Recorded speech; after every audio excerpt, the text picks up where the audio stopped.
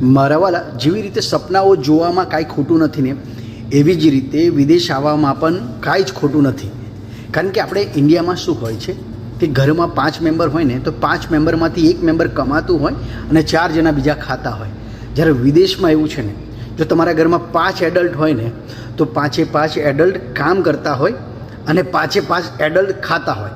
હવે આપણે અહીંયા છોકરાઓની વાત નથી કરતા. તો આટલો ડિફરન્સ છે. હા મિત્રો, જો વિદેશમાં તમે આવશો ને, તો તમારે ઘણા બધા કોમ્પ્રોમાઇઝ કરવા પડશે.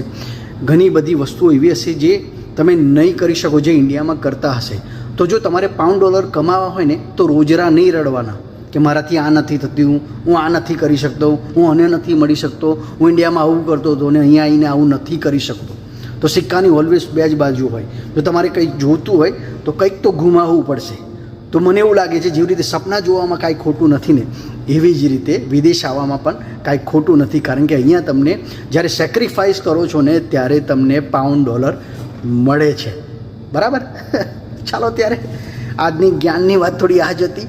અને જો અહીં કમાતા હોય ને, તો ખાસ બેકહોમ, એટલે જે બી કન્ટ્રીમાં તમે બિલોંગ કરતા હોય, ખાસ કરીને આપણે ઇન્ડિયન છે તો મહેરબાની કરીને મા બાપને અને ભાઈ બહેનો એમને બધાને સપોર્ટ કરતા રહેજો. બરાબર? બહુ વિચારશો નહીં.